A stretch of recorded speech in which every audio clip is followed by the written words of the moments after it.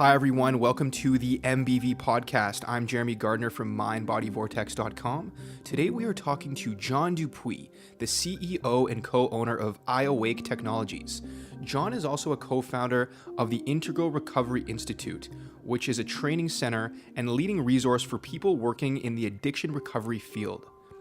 Armed with his master's degree in transpersonal psychology, John set out on a journey to understand addiction, and working directly with addicts in recovery is how he ended up doing just that. When John discovered meditation as a way to recover from his own personal traumas, he was introduced to a type of audio technology referred to as Brainwave entrainment. This is when John began incorporating these methods into his work with recovering addicts and was amazed at what was starting to happen within his own life just after a few sessions, as well as how much of an impact he was having with helping others learn meditation through this technology.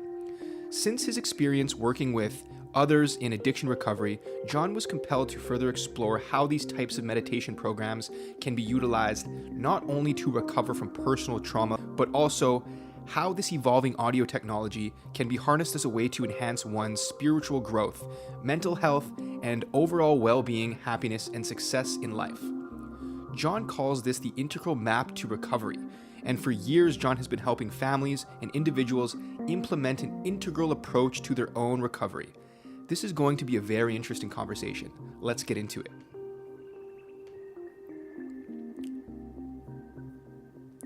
Hi, John. Thanks so much for taking the time to connect with us today.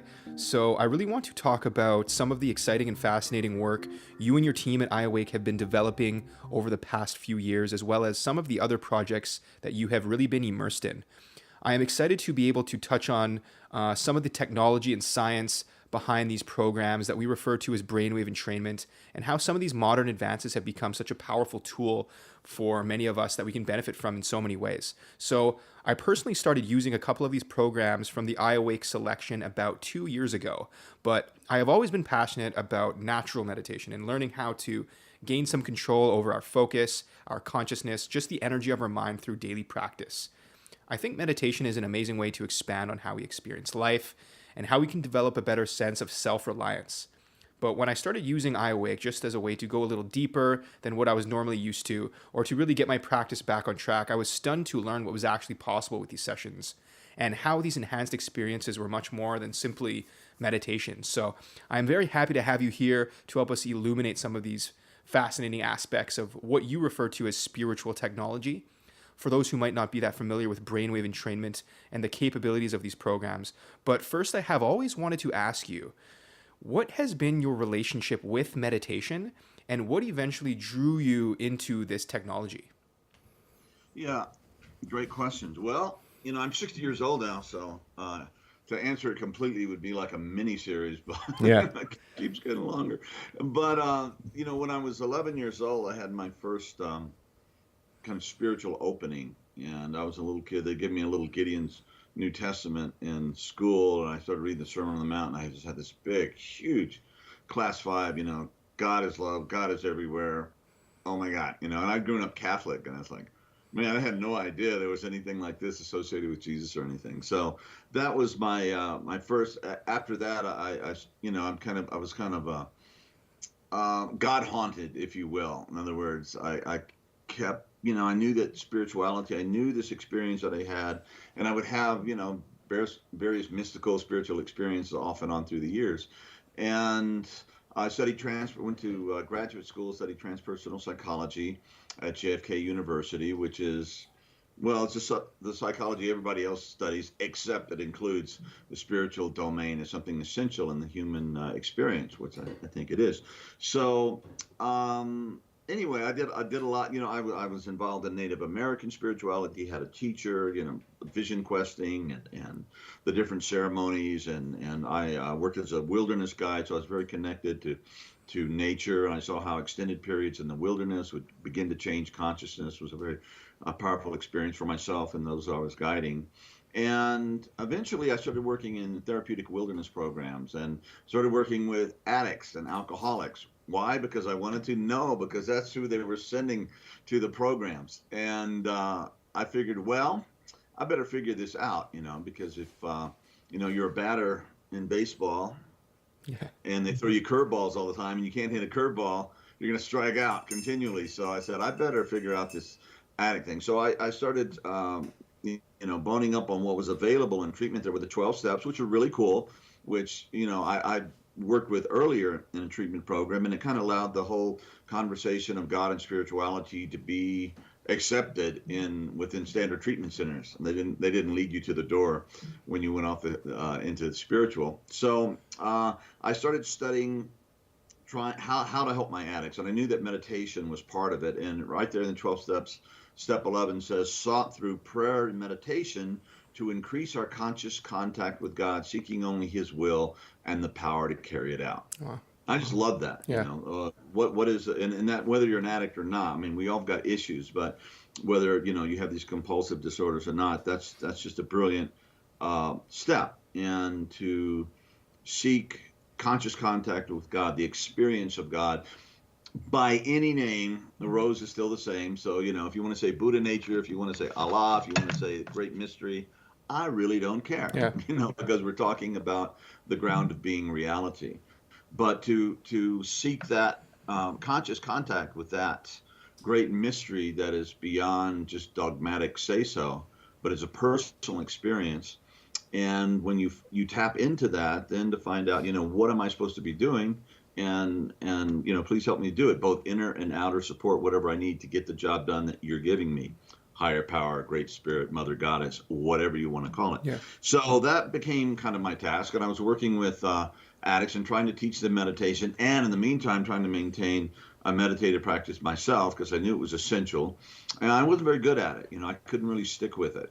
And I noticed for my students, we'd sit there 10 minutes. I don't know if they were meditating or not. It was very hard for them to get into it. And in the meantime, my brother had committed suicide in my living room, and I was going through my own existential crises and depression. I was suffering very heavily from that. So anyway, I was given the opportunity to start my own wilderness program for adults in the wilderness, and we were dealing with addiction. So I knew that meditation was important. At that point, I rediscovered Ken Wilber and his later work. I'd read his books in grad school, and he was talking to Bill Harris of Holosync fame, and talking about this technology, and I was going, this sounds pretty cool. Yeah. Maybe this could help my students learn how to meditate better. And I hemmed and hawed around, and finally, I sent my nickel and got Holosync. And anyway, in my first couple of days of using this technology, I had a very powerful class 5 non-dual spiritual experience.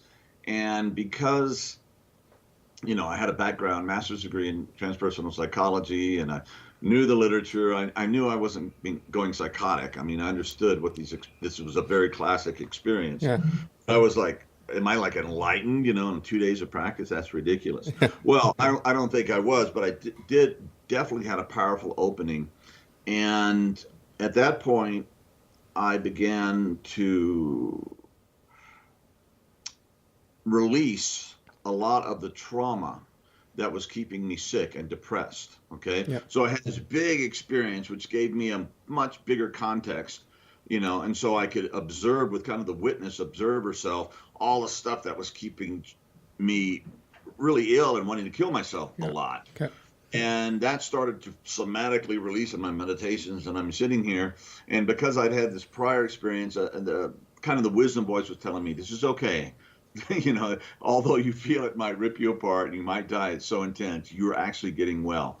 So I went through this process of releasing. My poor wife had seen me meditating. I'm like, just letting this stuff come out. And I thought I had was discovering this whole new thing. Then I found out there was the Sedona method and Peter Levine Levine, and all of the these releasing techniques, and the PTSD experts were saying that to really deal with trauma and PTSD, you have to release the trauma somatically. It's not enough just to do talking therapy and remember it. It can even actually hurt you more than help. And so I discovered that on my own, which was pretty fantastic. Amazing. And so I did that for about, 3 or 4 years, and I started using it with my students, and I was loving it. I said, this is really powerful. It saved my life, Wow. And I saw the results in other students, and it began to um, give me the idea that, in traditional meditation, bless its little heart, it's really hard for most of us to keep it up, Yeah. as unless we're just really extraordinary human beings, Yeah. or at least along those lines we are. And it usually involves getting a teacher or being in an ashram, and that can bring all kinds of issues. And if your teachers haven't quite done their own Absolutely. Yeah.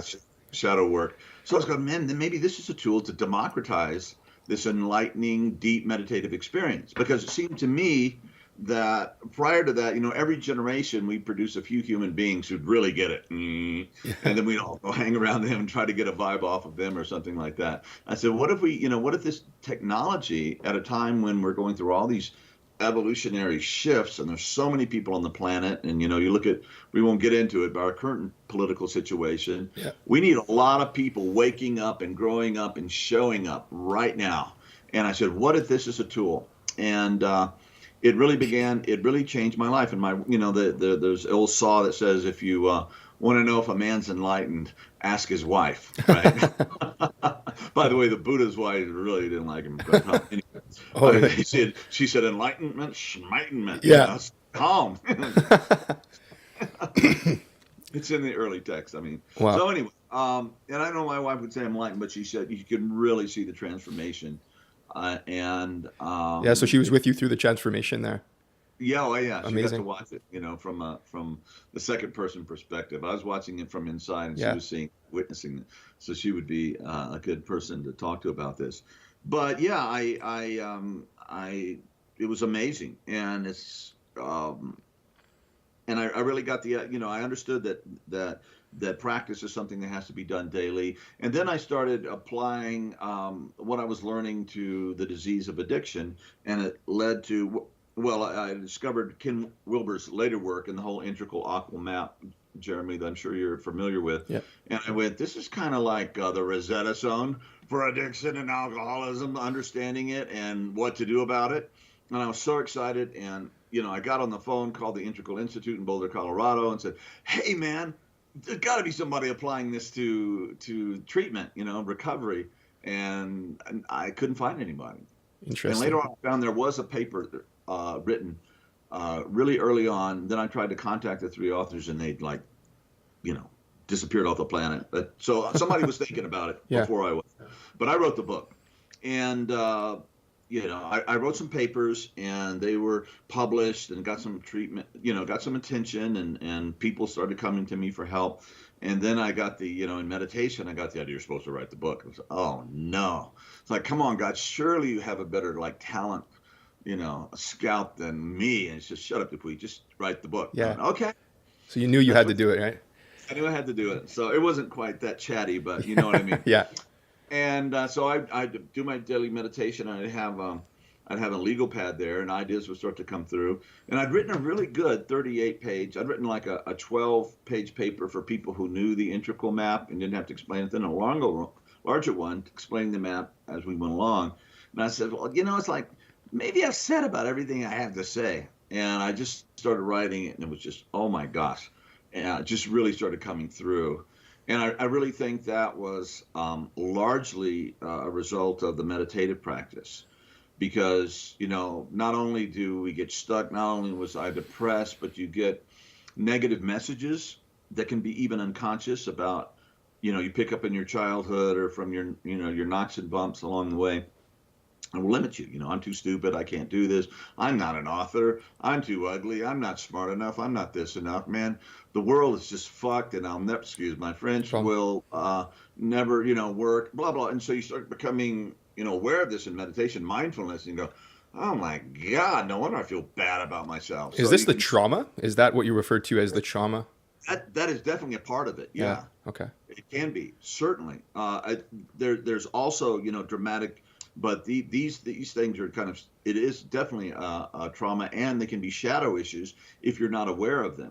So when you start exploring the interiors during meditation, not only the non-dual work, getting in touch with the ground of being, if you will, but there's a lot of psychological work in therapy that goes on too, which is completely cool, because if you don't do both sides of the street, get in touch with the ground of being, that presence that's outside of time, that is our deepest nature, as the Hindus say. Atman is Brahman. In other words, the deepest part of ourselves, the human soul, or the depth of the human being, is none other than the creator of all universes. It's like, wow, Yeah. ding.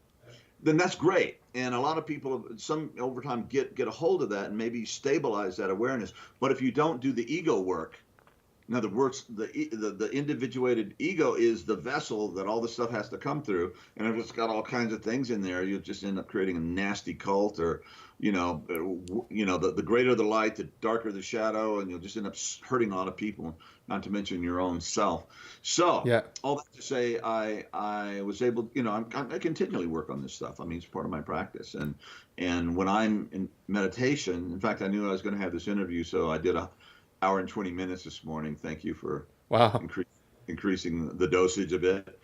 And then I have a thing to do. I have to lead a group prayer with thousands of people online. So I was like, I really got to pray today. Amazing. So you go through these different levels and for sure. I mean, addiction is what kind of drew you deeper into taking a look at things. And Integral Recovery is the book that you ended up writing, right? And the program, and that's a revolutionary approach to treating alcoholism and addiction. And it wasn't my addiction; it was my students' addiction. Yeah. Me, it was my depression. That was what was killing me. But yeah. And this is something that was kind of you were dealing with at the same as you were kind of learning more about addiction. You were healing yourself. Absolutely. So when we No, I thought the great question. I thought I was like, I'm here to help all the addicts in the world, and lo and behold, it was my healing path. Yeah. At the same time. So, and the book I'm writing now is just basically integral recovery for everybody. Awesome. It's not just addicts who need to meditate or do what I call an integral practice, which is, integral recovery is not just a meta intellectual idea. It's a practice. And you've got to work the body, you've got to work your mind, you've got to do the emotional and shadow work, and you have to have a spiritual practice. Those 4 essential things have to be worked ongoing for the rest of your life. Amazing. And then you can add any other practices onto that, but you have to have those 4. Those are like the 4 pillars of the temple, if you will. Yeah. So what are those again? If you just can briefly. Absolutely, so important. You got to work the body. Yeah. So you have to have, you have to work out like every day. Or maybe 5 days a week, but every day is fine. You have to work out, extensively. You have to go to your 10. Each day you want to push yourself to where you're sweating and you can't talk. Yeah. And the more in shape you get, it takes more. So amazing. Oh, great. And that kicks your body and your mind. Push the comfort zone. Yeah, comfort zone. And the 3 parts of that, you have to do like stretching stuff, which is, like yoga. You have to do cardio stuff, and you have to do strength training. Okay. Mm-hmm. And if you, Sean Phillips' book is great on that, and how you balance those 3 things out. So you got to take care of that, and the intellectual or the mental part is you've got to fill your mind. Yeah. Smart enough and wise enough to actually deal with your life and the situation we're in, and to follow and fulfill whatever vocation the universe is trying to give you. Your work. And then there's the emotional side of it, which we were talking about earlier. Deal with your traumas, your shadow stuff, your negative stories, your resentments, your hatreds, whatever you got down there. And we're vast. We got lots of stuff. Yeah. Your ancestral stuff, your cultural stuff, whatever. Get that, keep that clean and open. And then you have to have a spiritual practice, a contemplative practice, interior practice that gets you in touch with consciously in contact with God, in touch with God, or however you want to name that, on an ongoing basis. So it's not just enough to wake up, oh, I'm enlightened. Yeah. You got to stay awake. Keep your systems clean, keep your mind clean. If you don't keep up the practice, you may have this, like, dude, I took shrooms and, well, I use this line all the time, so this is not a new line, but I took shrooms in Oaxaca in '68, man. It was like, God, it was everywhere. Yeah. What's been happening lately? Well, not much. Absolutely. So, nothing for the last 30 years. Well, we continually have to keep that channel open and stabilize that understanding. And with my students in the wilderness, we'd have frozen ponds and water streams, whatever, in the winter when we were out there, and we'd have to break through the ice to get to the water, and kind of every day, and then if you miss a day or blah, blah, blah, but you need to come back and keep practicing and keep practicing. And that's what George Leonard called mastery. When you just get it down, you got the practice. Yeah. And I think, I know it sounds like a lot. Oh my God, I got to work out and meditate every day. Just how much? Well, yeah. But if you're going to get great results, you got to do great things. And you got to do it with grit. I love this book. I was looking at Angela Duckworth. The grit. Yeah. Amazing research. Yeah. And she says that she was a teacher before she got her doctorate, and she said that she noticed with her, I guess they were high school, junior high students, that the kids that really succeeded were not the smartest and the most gifted and the brightest. They were the ones who had grit, which was determination and stick-to-itiveness. Yeah. And if you don't have that, get some. Exactly. And it's like when you first start working out in your really bad shape, it's like, oh man, I hate this crap. And you get a trainer, which is your auxiliary ego, and to get you, push you, you get to the point, and finally it's like, oh yeah. Yeah. But, turning into a different animal. Oh yeah. It's an exciting idea. Yeah.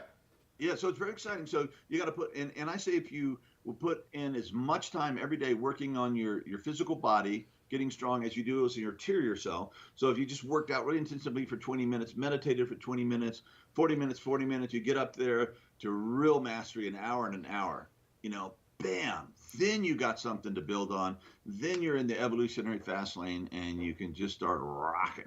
Yeah. So anyway, I started using this technology, and I was pushing this stuff for like 4 years, never selling it at all. Never even thought it wasn't about making money. It was about helping people. Were you always using the same thing? The same, like?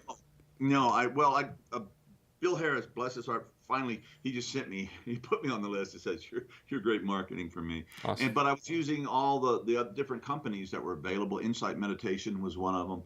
And, trying to find the best stuff. And then I was introduced to Eric Thompson in Boulder about 7 years ago, and a friend introduced us and said, this guy's really into it. And he shared his experience that he'd been really depressed and how this had helped him. And he said, hey, and I think I'm a really brilliant guy, and I think I'm building a better mousetrap here. And I said, well, I've been using Holosync and other stuff, but on a daily basis for about 5 years. So I was like, Yeah.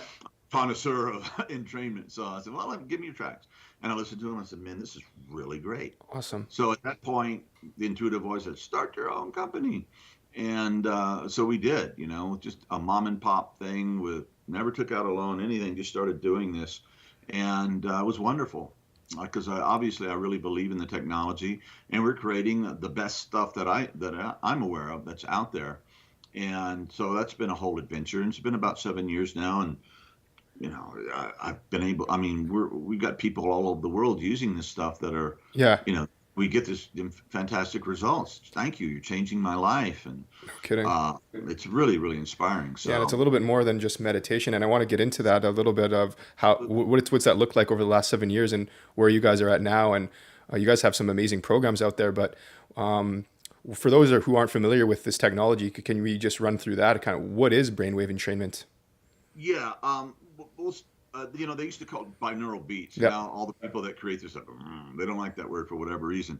But back in the 70s, they found that if you would take two different beats, one in the left ear and one in the right ear, and with stereo headphones, and say you had 100 beats in this ear and 110, that the brain didn't know how to deal with that discrepancy, and the center part of the brain would create a phantom beat at, say, 5 hertz, splitting the difference. Wow. And that you could train the brain to whatever brainwave state you wanted, or frequency you wanted. And so they're going, wow. So we've been studying all these monks and nuns and and they get down into theta and maybe a little delta and So can we take the brain down there, use audio technology? And the answer was yeah, really quickly, about 3 or 4 or 5 minutes, bam, you're there. And people who had never meditated would start having the kind of deep meditative experiences and the benefits of this meditation, like right off. And this is not audio acid. It's not audio, oh, let's just have a groovy experience and listen to music and get stoned. This is a transformational tool. And the real proof of the pudding is not when you're on the cushion and with your headphones on, but when you're out there in the world and wow, I'm more creative, I'm happier, I'm Yeah. wiser. I'm what I do better now. My brain's functioning better. I'm getting over my resentments and my depression and my trauma and my bad ideas about myself and the world. And I'm just in the flow more. In flow. So that was the basic technology, and then it evolved, and it got, they'd have the beats kind of, then they'd use rain or music to cover the beats, and then we started learning how to use music itself without the bada underneath to create the entrainment. And then we got into putting subtle energy, and there's a number of different isochronic rhythms, different technologies that have been layered in a lot of our technology, and it's still kind of a mystery. Although we are learning more and more about the brain. A few years ago, I read that we've learned in the last 5 years more about the brain than the previous 5,000. Now, there's a lot of research on this stuff. We know that the two hemispheres of the brain, and neuroscientists, have said that we have two brains, left and right, and it's pretty kind of, I don't know, common knowledge, but pretty accurate that the left side deals with your more linear, analytical, masculine, if you will, thinking, and the right side is more intuitive, feminine, receptive side. And you get those two things working together. Usually we're this or that dominant, right? Yep. And you get them together, then you start having a more stereophonic, hit on reality. Like, again, we said the non-dual and the ego self. You start bringing these kind of opposites together, and then you have a much greater whole. And that's one of the things that happen. There seems to be an increase in serotonin and dopamine. There's a decrease in cortisol and some of the stress-related things. So there's actual physical things that you can see. Yeah. This part of the brain starts to get thicker. The neocortex, the frontal lobe, and all kinds of really pretty interesting things happen. And of course, the experience, the subjective experience, is a whole nother subject. And then, of course, the people that know you can start saying, wow, you've shifted, you're better, you're more inspired, it's you, but a better version, Yeah. Does all of that's such amazing, because it touches on so many things, but does it all originate? Is it the brainwaves that are being affected that are influencing these other changes, like the prefrontal cortex?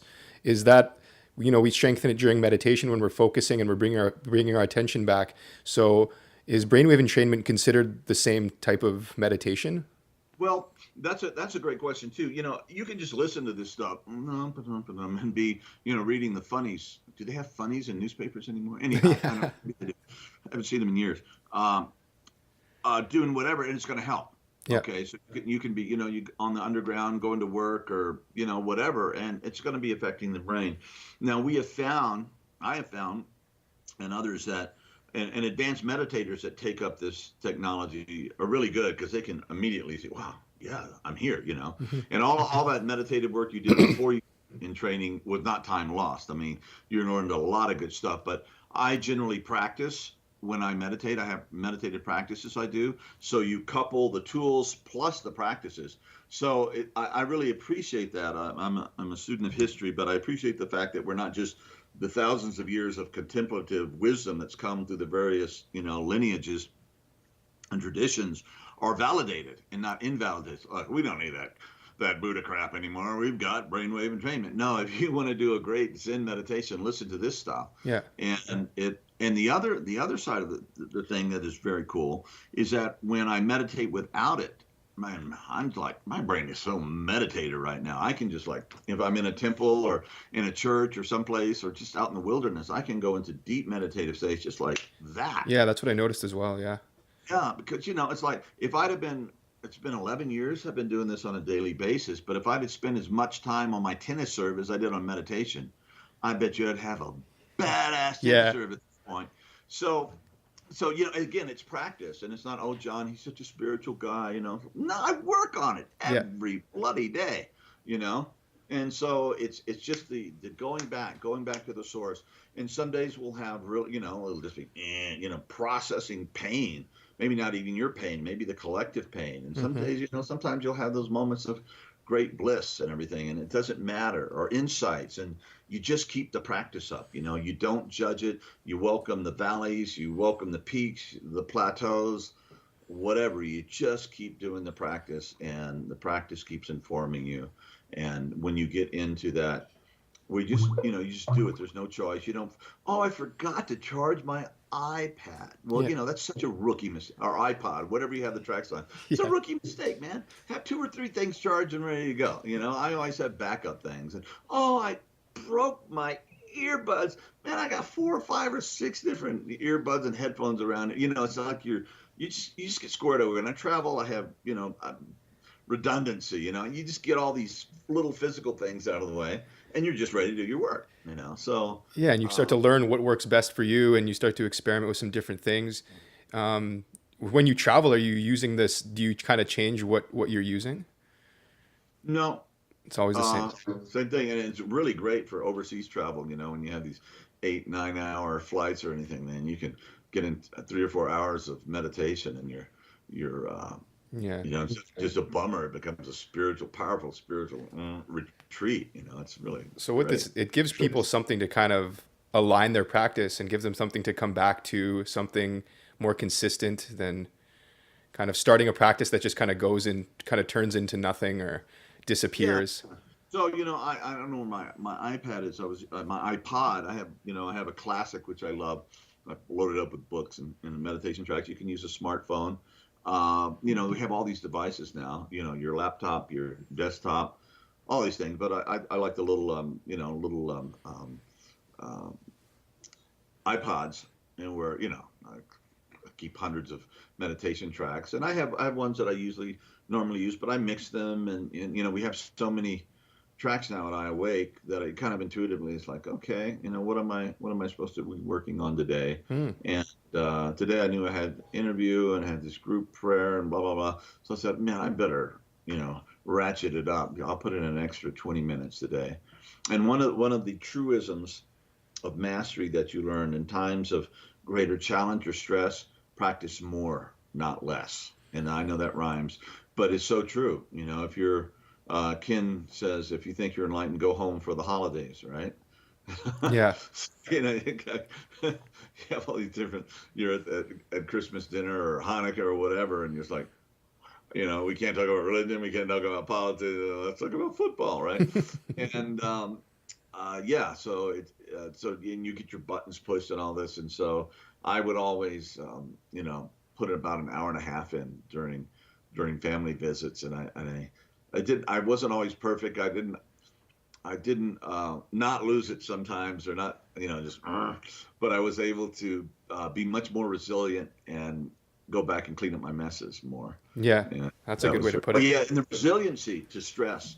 In other words, used to, when something bad happens, and bad things happen, painful things happen, it would just crush me, and I would go into these meditative, hells for weeks or months at a time. And it wasn't like, can I have a job, get up and go to work? It's like, can I get up and go to the bathroom? Mm-hmm. Just freaked out.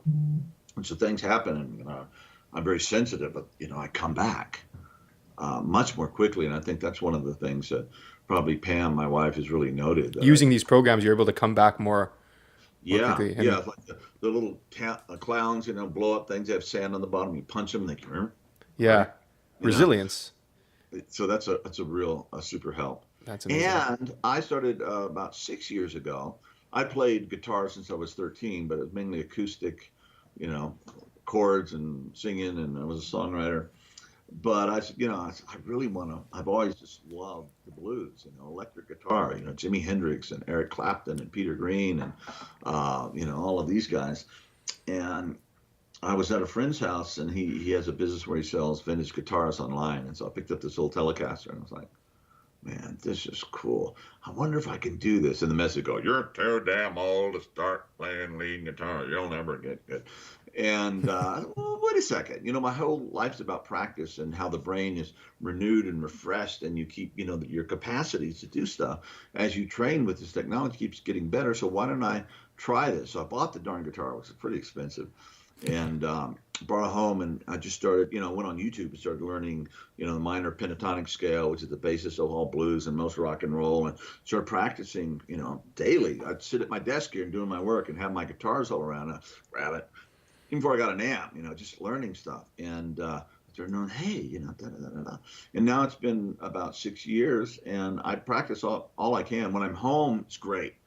I practice every day. It's just like, and if you're down and you're bummed out, it's like, hey, you can't be too bummed out to play the blues, right? Yeah. So Awesome. I think it's a great shadow practice. Also, you can just take all your sadness or people's sadness, or put you in the, in the, the mind of the author. The thrill is gone. I mean, who hasn't, who's had any experience and had in their heart broken in love or relationships, and I can pour that. So anyway, the thing is, man, I really play a badass electric guitar.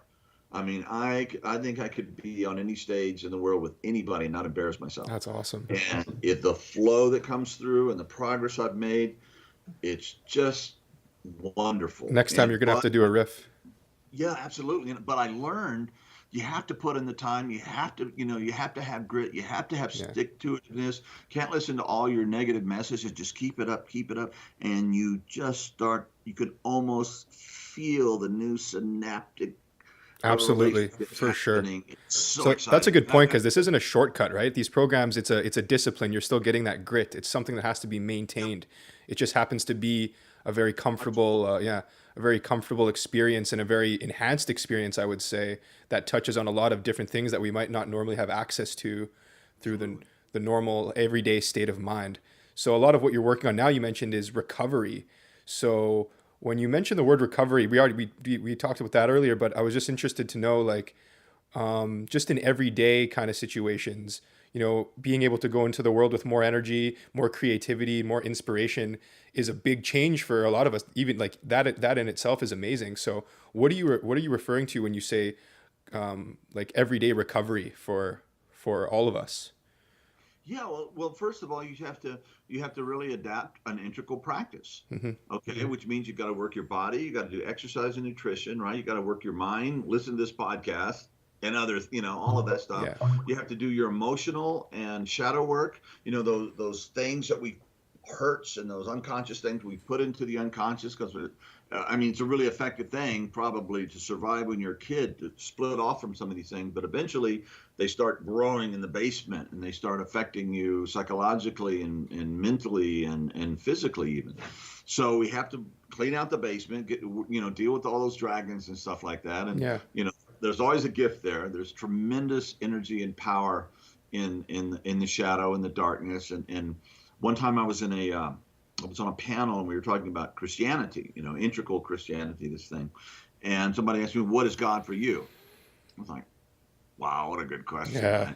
And one of the classic answers, well, God is beyond thoughts, and blah, blah, blah, blah, blah. Whatever can be named God, it's not God. God's greater than concepts and all this stuff, which is true too, but it's kind of a cliche. But what came to me in the moment was God is the light that I find in the darkness. And I've noticed in my practice, when I was like, I originally said, when I was able to confront the pain of my past and just be there consciously with it, even though sometimes it felt like it would just destroy me. And sometimes in our meditations, we're not even dealing with just our personal pain. We're dealing with collective suffering. Yeah.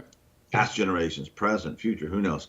But when you can keep the context big enough and keep spreading it out where you're able not to be destroyed by it, to be present with it, it is an amazing process, and it begins to transmute and transform, and it's kind of gradual. It's not like ding, but it's like when the sun's coming up in the morning, you'll look and there ain't no horizon, there's no sun, it's dark, and then, hey, it seems to be maybe you're just imagining it. No, and then finally, like the fog, it lifts, and when you're able to hold and be with that, and you don't have to do it all at once. It can be over, a period of time, but that begins to become great wisdom, great compassion, great learning. And when you get through that stuff and you've done the transmutation or the releasing, some people, let's just release the pain. I think you really got to hold it for a while and experience it and let it percolate and do its job. There's always a great gift there, an That's great. understanding, new joy, a new wisdom, a new humility. It's like, we sometimes in our suffering, oh my God, my girlfriend left. That's true, but you think you're the only guy Yeah. dumped in the world. So You're cultivating that, unique. It's like, absolutely, yeah. oh, no, this is very human.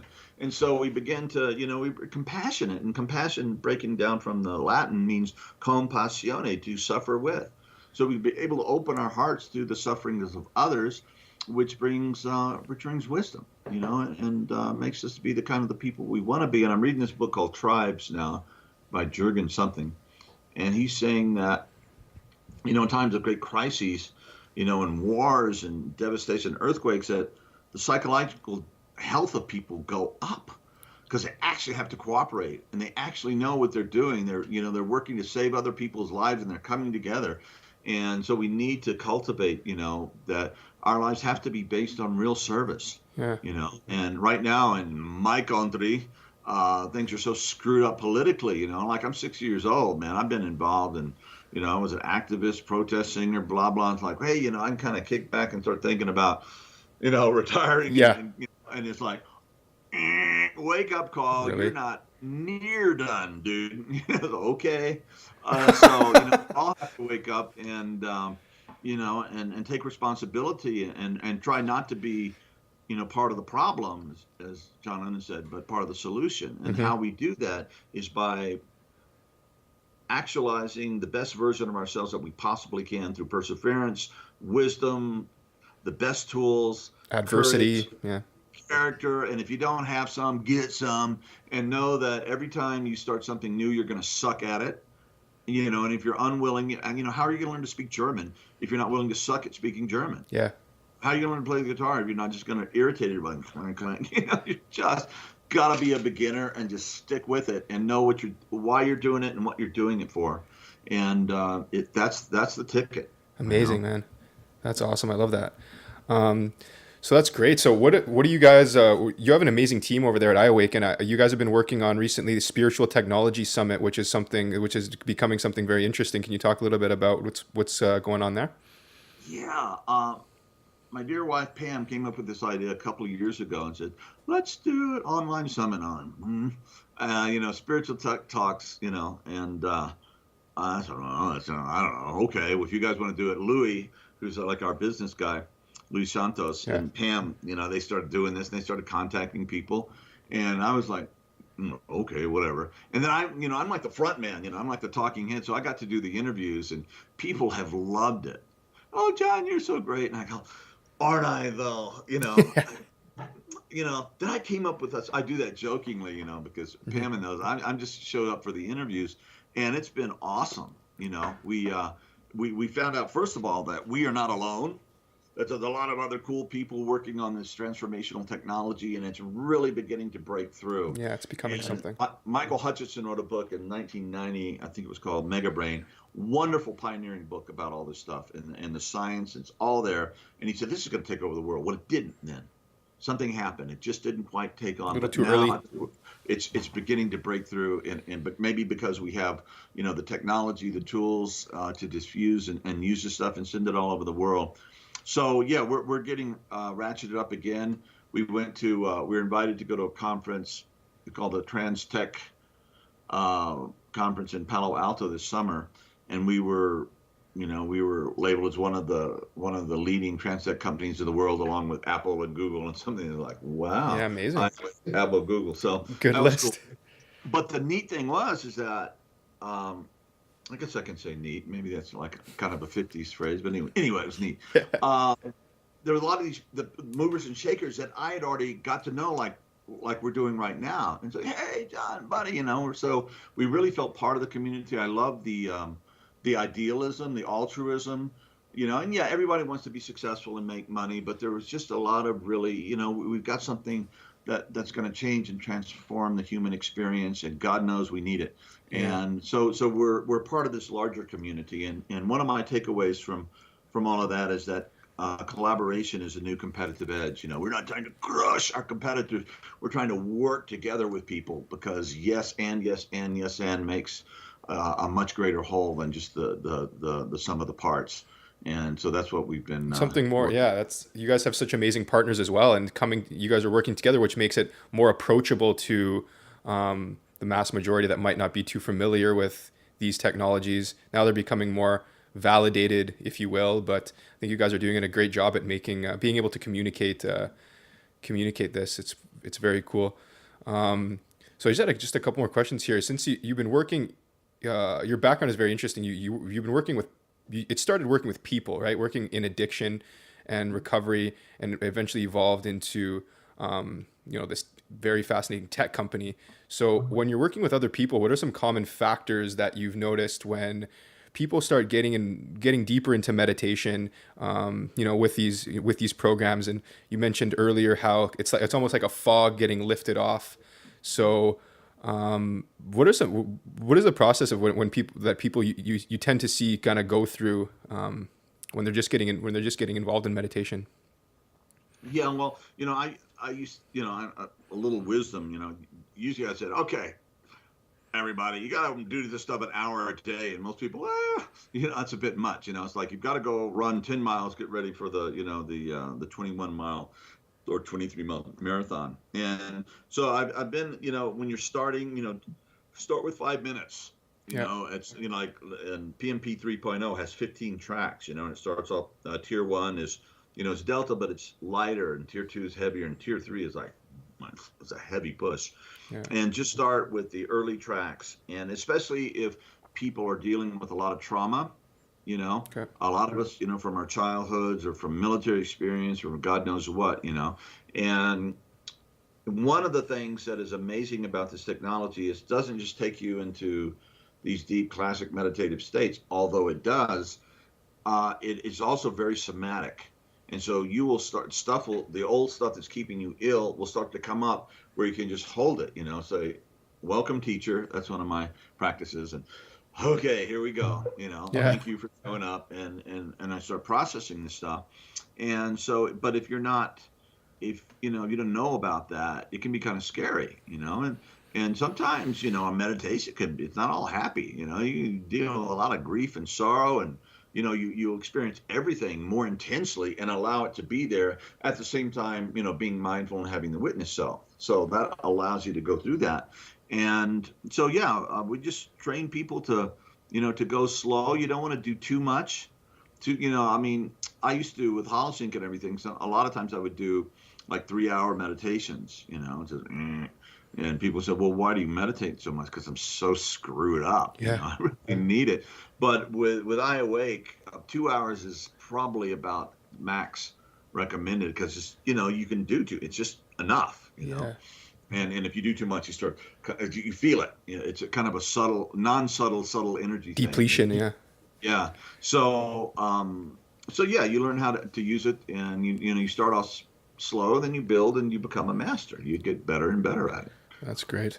So yeah, that's awesome. There's so many different programs that everybody might have a different reason for why they want to start meditating, and you guys have been able to, over the years, address very specific things that have been tailored to certain needs and certain types of therapy. And then the PMP, which is the Profound Meditation Program, is designed for the beginner who's looking to advance their practice, and it works in tiers, which you guys have designed something very special there that if anybody's interested in getting started with meditation, that's kind of where they should, everything they need is right there in one place, right?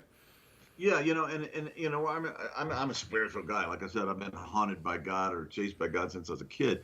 But other people do it for different reasons, and they're equally valid. If you're a student, okay, high school, college, graduate student, and you have a hard time focusing, and it's, oh God, another paper. It's so boring, man. Put on the bloody headphones and write your papers, man. You just start functioning at a higher level. And Gamma. you get into these flow states, and you start performing. If you're an athlete, like, another one of my passions is tennis. And since I've been doing that, I'm getting pretty darn good. Nice. And I right now, it's like 3 degrees outside, so it's hard to go play tennis. But we were down south, and I play all the time. but and I also meditate, and I noticed that I've just gotten to a level that I never thought was possible. Not because, because of when your brain is functioning at a higher level through this meditation, you can just, whatever you do. And the elite athletes, will tell you that it's the mental game that's so part of it. I've talked to, really professional, good tennis players. And I said, I said, the mental is so important. It's like at least 50%. They go, no, it's probably more, Oh you yeah. know, it's just, and by the way, all you athletes out there, if you want to, um, excel, and I think if you use this on an ongoing basis, you'll probably have a 10, 20, 30%, maybe more improvement on your game. And when you're an elite athlete, 1 or 2%, Oh yeah. it's the difference between winning and losing, Yeah. So we're talking about something just like steroids, they said they would give you, 20, 30% more physical thing, which obviously are illegal and have their Yeah. downsides. But this isn't illegal, and it doesn't have any negative. It's amazing. It's almost feels like it should be. It's like discovering gold, when that experience when and there are professional athletes that actually like Djokovic. A couple of seasons ago, he has a meditation coach now that travels with him, which is very fascinating to get that 1 or 2%. But as you say, it ends up being a lot more than just 1 or 2%, right? Yeah. And Tiger Woods, when he had his crash and burn and meltdown, with all the sexual scandals and, the divorce and everything, he interview, he said, I stopped meditating. And it was like, wow. And, I never heard anybody talk about it again, but he actually said that in a live interview that I heard him saying. So, yeah. Awesome. Well, that's fantastic. It's been just an amazing conversation. Just one more note here. Just you've been doing this for a while. Like you've had so many fascinating experiences, and you've done such an amazing work just with this company and what you guys are doing in the future. But so what have you learned over the years just about happiness in general? Like what keeps you happy, and what do you know for sure about happiness? That's a great question. Well, there's a school of psychology that's called positive psychology, Mm-hmm. and Abraham Maslow, one of my great heroes of psychology, he was kind of the pioneer of humanistic psychology, then later on transpersonal psychology. I think he coined the phrase transpersonal, which was what I studied, and now we're doing integral, which is all part of that. But he said we all our maps of Western psychology have been written and from studying sick people, neurotics and people psychotics and all this stuff. And says, why don't we start studying really, healthy people, like exemplars of humanity, and see if there's some commonalities that we can learn from. So he started that process, which was brilliant. Yeah. And one of the things he said, that all these people he studied, at some point in their lives, and usually more than once, that had these moments of just clarity. He called them peak experiences, which is a secular way of saying spiritual experiences. Those moments when it's all one, it's all connected, and in some deep, mysterious way, it's really, really good, even though what the exterior newspaper is saying. And so you get this confidence, this faith that something really is better. So that's kind of a deep spiritual connection. The other thing is you've got to be able to engage in meaningful activity. Also, you have to be able to delay instant gratification for a long-term goals. Interesting. Okay, so there was a mental something guy said, if you had like the perfect drug, it felt like for a drug addict, it was like ecstasy and heroin and God knows meth all mixed into one, and blah blah blah. It was really cheap, but it wouldn't kick in for 48 hours.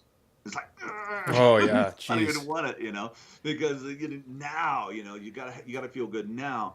And if the ability to dedicate yourself with courage and grit and determination toward meaningful activities and long-term helping of others, I think is an essential human vitamin. I mean, it is in our DNA. We need to do that. And we can play around, with our narcissistic games. And maybe it's kind of cool for a while, but eventually that's going to run out and you're going to be left in just existential voidness and despair, just like drug addiction.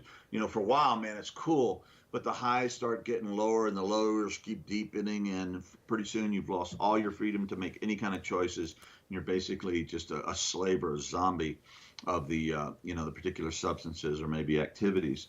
And so the ability to do meaningful activities, to work on oneself, not just as the meditation just navel gazing bullshit.